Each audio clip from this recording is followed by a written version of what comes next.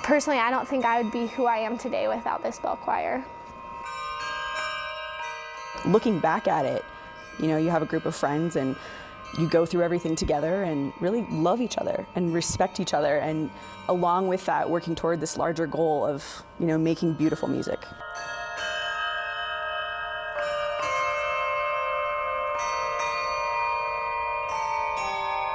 It's really been an honor to be attached to something as worthy as this choir is. Did it mean as much to you as I wanted it to mean for you? And is it something that you carry with you every day of your lives?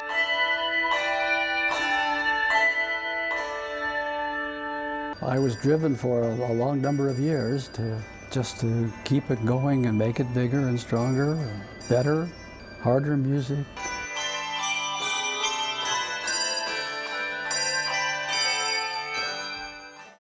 You ask about Ed's inspiration. As the story was told to me, he and our MYF officer were flipping through a catalog one day. And there were these bells. We too could have them for $600.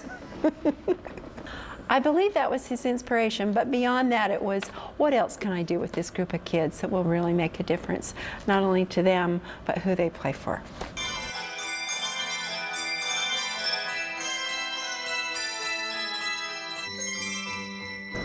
I was enthralled with teenagers. I always have been. I love teenagers. I think that alone was a driving force for me to work at my previous job in Pennsylvania. I worked with the teenagers in that church. But since I had just seen this done on a corner in Latrobe, Pennsylvania, where I moved from, there were 9 kids standing on a corner playing bells. And I thought, oh, that is so cool. Maybe sometime I'll have a chance to do that. And so when I sat down with Meg and her friends, the very first time we met, we had all kinds of ideas of things we could do. Here are 9 kids at this church. Bingo. And so I convinced them, I conned them actually, I convinced them that they could buy 25 bells. And we could raise enough money and we could organize this choir and it would be lots of fun. We were in uncharted waters. This was unknown territory. We did not know if we were going to endure. We didn't know if people would enjoy the music that we made. We didn't even know sometimes if they could identify the tunes we were playing, because sometimes we couldn't during practice. But we were unique to this valley. There were no other handbell choirs in Salt Lake. That made that experience that much more interesting and enjoyable and valuable.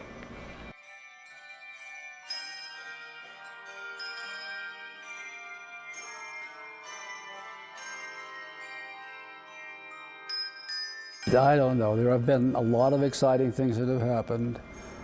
The first time that we went across the country to Pennsylvania to play in a handbell festival where there were lots of handbell choirs from all over the East, to me was extremely exciting. To find out when we got there that we were as good as anybody was that was there, maybe better. And to go there and discover that how good we really are was, you know, I thought, okay, we're on the right path there.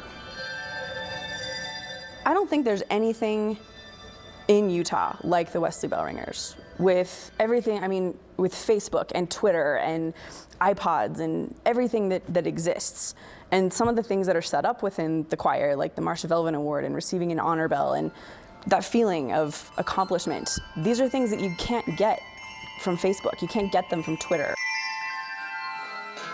I still think one of the best things we ever did was that anybody who wanted to play in the choir could play in the choir.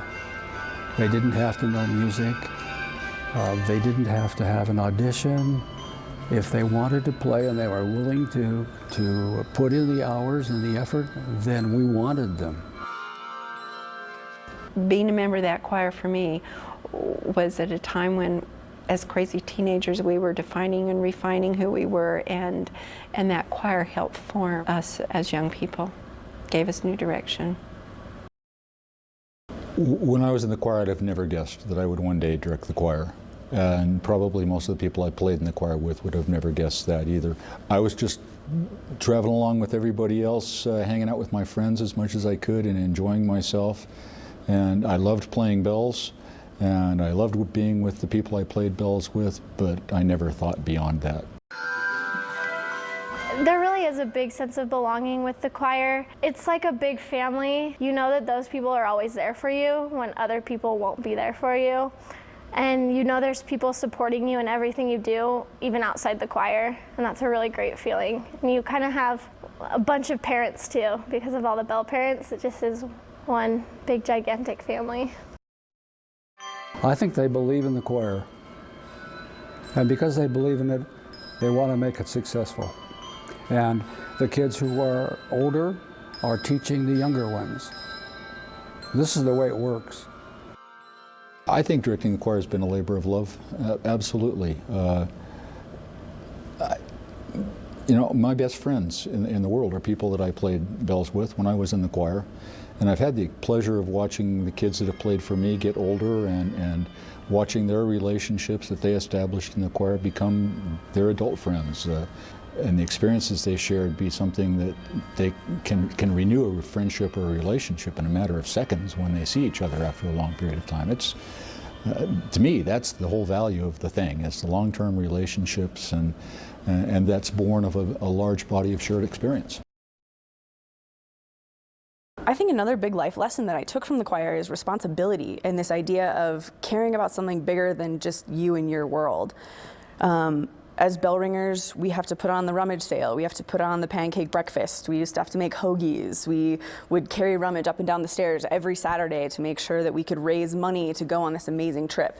And so the responsibility of that is one big life lesson, but also the music that we make and the strive for perfection and the feeling of a job well done that you carry throughout your life, no matter what you're doing. And there's no other feeling in the world than at the very end of a concert, and you know you played your best, and you know you sounded great, and your director looks at you and goes, it's amazing. A gift for me from belonging to that choir was just that, belonging. And belonging to something worthwhile. Belonging to a group that, as I've said, cared for each other. We shared friendships. We shared joys and sorrows. We took care of each other.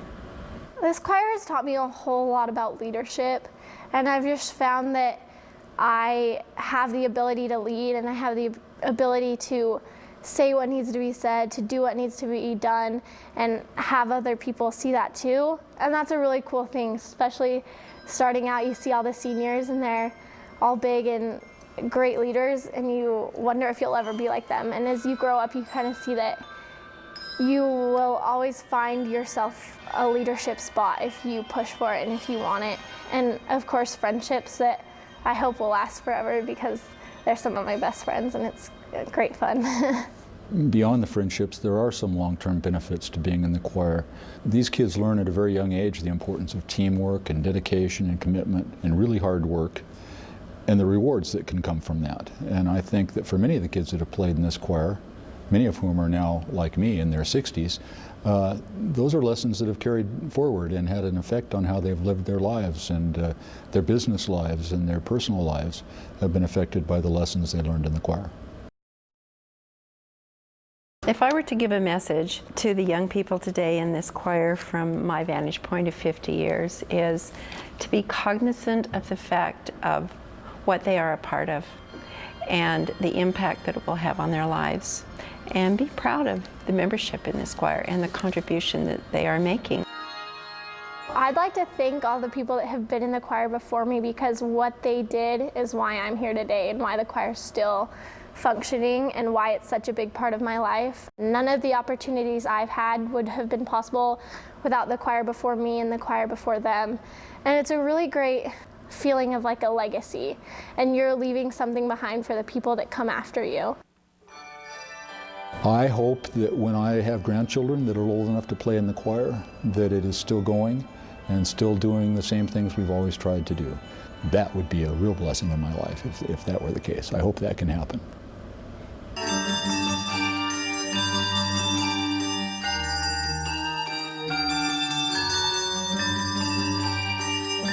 This choir is going places, and I only base that on where it's been and the commitment of people like Ed and now Terry Waite over the years, guiding these young people. It's so strong. Their future, it's golden. If I could send one message, it would be, don't forget. It would be that that first set of bells costed $600, and now one bell costs $600. It would be, don't forget that every teenager deserves this experience, deserves to feel that feeling of accomplishment.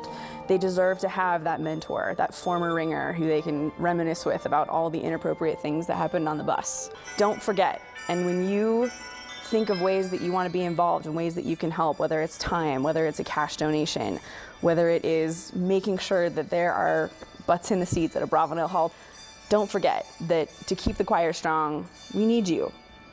We need you forever.